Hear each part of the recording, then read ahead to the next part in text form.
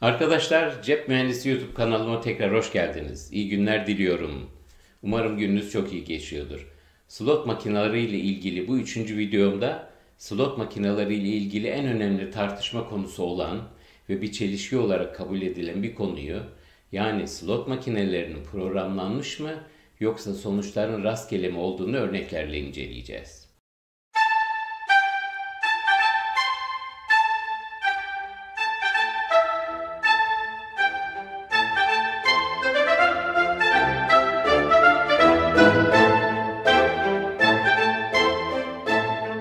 Öncelikle sizden iki ricam olacak. Eğer bu tür videoları yapmaya devam etmemi istiyorsanız, devamların gelmesi konusunda beni motive etmeyi arzu ediyorsanız ve gelecek bu tür videolarımdan da haberdar olmak istiyorsanız, lütfen beğendim butonuna basınız ve kanalıma abone olup bildirimleri de tüm olarak işaretleyiniz. Haydi konumuza başlayalım. Slot makineleriyle ilgili piyasada dolaşan ve hemen hemen herkesin aklına gelen soru, slot makinelerinin programlanmış makineler olduğu mu yoksa rastgele sonuçlar verdiği midir arkadaşlar? Çoğu insan bu ikisini çok çelişkili bulur. Derler ki bilgisayar gibi programlanmış bir makine nasıl rastgele olabilir ki? Arkadaşlar, bu sorunun cevabı her ikisi birliktedir. Yani evet, slot makineleri hem üreticileri tarafından programlanmıştır hem de sonuçları rastgeledir ve tahmin edilemez. Bu söylediğim şey aslında çok çelişkili duruyor, değil mi? Yani nasıl hem programlanmış ve aynı zamanda da rastgele olabilirler ki? Ben size bunun nasıl mümkün olduğunu bir örnekle anlatayım. Yani arada bir sürü önemli farklar var ama şimdi o farklara girip zamanınızı israf etmeyeceğim. Olayı anlamamız için güzel bir örnek olduğunu düşünüyorum. Vereceğim örnek Milli Piyango olayı arkadaşlar. Milli Piyango'yu düşünelim. Belli miktarda Milli Piyango biletleri basılıyor ve piyasaya sürülüyor. Farklı biletler ve dolayısıyla farklı bilet fiyatları var. Mesela çeyrek var, yarım var, tam var. Tüm biletler satılırsa elde edilecek toplam gelir belli. Çünkü her biletten kaçar adet basıldığı da belli, fiyatları da belli. Yani bilet satışın toplam geliri belli. Verilecek ikramiyelerin çeşitleri de adetleri, bedelleri de belli. Bilet satışlarından elde edecek toplam gelirden verilecek ikramiyeleri toplam bedeli düşünce geriye kalacak kar da belli. Yani her şey belli aslında. Yani programlanmış. Evet, programlanmıştır arkadaşlar. Hem de şüphesiz olarak programlanmışla kasıt bu. Peki burada rastgele olan ne? Rastgele olan şey şu arkadaşlar. Birisinin bir bilet satın alması halinde elde edeceği sonuç rastgele. Büyük ikramiye de çıkabilir, hiçbir şey de çıkmayabilir. Yani sizin alacağınız sonuç rastgele. Çünkü siz rastgele bir bilet alıyorsunuz. Ama imkan olsa bütün basılan biletleri satın alabilseniz ne kadar zarar edeceğiniz de programlanmıştır. Umarım izah edebilmişimdir. Ayşe Hanım'ın durumuna bakalım ve farz edelim ki Ayşe Hanım sıfır bir slot makinesini çok sevdi ve bu slot makinesini satın alıp evine götürdü ve dedi ki bu makinemle kimseyi oynatmam, daima ben oynayacağım, bu benim makinem. Yani makine ile Ayşe'den başka oynayan hiç ama hiç kimse yok. Sadece kendisi oynuyor. Ve diyelim ki Ayşe bu makineyle sittin sene oynadı. Bu kelimeyi Irak'ta çalışmadan önce bilmezdim. Sittin Arapçada 60 demekmiş arkadaşlar. Eğer Ayşe bunu yaparsa ve sittin sene bu makineyle oynarsa zarar edeceği kesindir arkadaşlar. Yani jackpotlar da yakalasa sonunda bu slot makinesi kendi programında olan kazancını Ayşe'den alır, nokta. Diyeceksiniz ki peki ama oynayanlar her zaman zarar etmiyor. Arada da kazanıyorlar. Hatta Ayşe neredeyse hep karlı kalkıyor. İşte bunun sebebi iki gerçekte yatıyor arkadaşlar. Birincisi Ayşe o makinayla sittin sene oynamıyor. İkincisi ise o makinayla başkaları da oynuyor. Yani oynayan sadece Ayşe değil. Yani bir makine kazinoya yerleştirildiğinde uzun vadede kazinoya muhakkak para kazandırıyor. Yani o makinenin dağıttığı ikramiyeler oyunculardan aldığı paradan daha az. Bir örnek vereyim. Diyelim ki Ayşe'nin slot makinesini evden alıp bir kazinoya yerleştiriyorsunuz ve bu makinenin programlanmış RTP'si yani Return to Player yüzdesi yani oyuncuya verdiği ikramiye yüzdesi %95 olsun. Bu ne demektir arkadaş? Bu demektir ki slot makinesi uzun vadede oyunculardan aldığı toplam paraların %95'ini oyunculara ikramiye olarak geri verir. Yani uzun vadede oyuncular örneğin tam 100 milyon liralık oyun gerçekleştirmişlerse bunun 95 milyon lirası oyunculara ödeme olarak geri verilir. 5 milyon lirası ise Kazinoya kar olarak kalır. Ama arkadaşlar lütfen unutmayın. Uzun vadede diyorum. Ve bu makinelerin uzun vadeleri milyon kere ve katları çevrimlerdir. Öyle makinenin başına oturdum. 50-60 el oynadım. Şimdi artık verme zamanı geldi değil. Aman bunu aklınızda tutun. Slot makineleri çok sabırlıdır. Çok. Şimdi kısa vadede neler olabiliyor ona bir bakalım. Öncelikle sizce bir slot makinesinde saatte kaç kere oynanıyordur? 1200 çeviriş olabiliyor arkadaşlar. Diyelim ki Ayşe 5 liradan oynuyor. 1200 kere de toplam 6000 lirayı makineye veriyor. Makine de Ayşe'ye ikramiyeler veriyor. Zaten arada ikramiye vermese Ayşe nasıl oynayacak ki değil mi?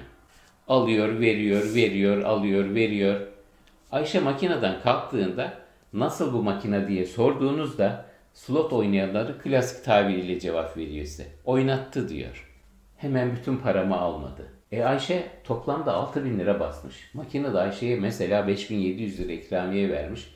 Yani 300 lira karını almış makine.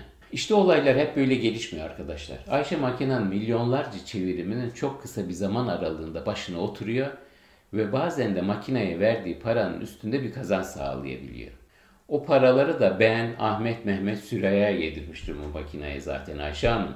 Başlangıçta kazinolarda tek tük bulundurulan, sandalyeleri bile bulunmayan snop makineleri artık kazinoların baş kahramanı oluverdiler arkadaşlar.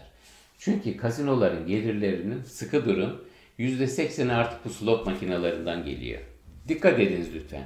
Çünkü şimdi sizlere slot makineleri ile ilgili çok önemli bir gerçeği açıklamam lazım.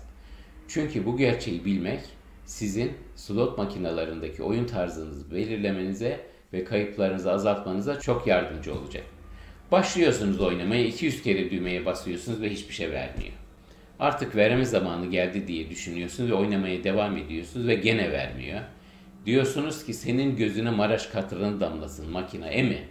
Hani sen %90 paramızı geri verirdin. Nerede? Bir halt vermedin. Bakın sizi anlıyorum arkadaşlar ama işte bu makineler böyle imal edilmiyor.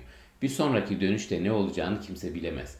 Zaten eğer başka birisi bunu bilebilse, hesaplayabilse, böyle bir ihtimal olsa emin olun hiçbir kazino o slot makinesini kapısından içeri sokmaz. Adamlar blackjack'te bile kağıt sayanları kazinolarından dışarı atıyorlar değil ki slotlarda buna tahammül etsinler. Sonuç olarak geçmişte o slot makinesinde başınıza neler geldiğine bakıp gelecekte ne olacağını bilemezsiniz. Nokta. Bakın bunu şöyle düşünün arkadaşlar. Önünüzde bir cam kavanoz var ve bu cam kavanozun içerisinde 100 adet küçük sembol var. Ve slot makinesinde her bahis yaptığınızda bu kavanozu elinizi sokup bir tane sembol seçiyorsunuz. Ve o topta da sembolde de bir şey kazanıp kazanmadığınız yazılı. Elinizi soktunuz, bir tane seçtiniz ve boş çıktı. Bir daha çektiniz, boş çıktı.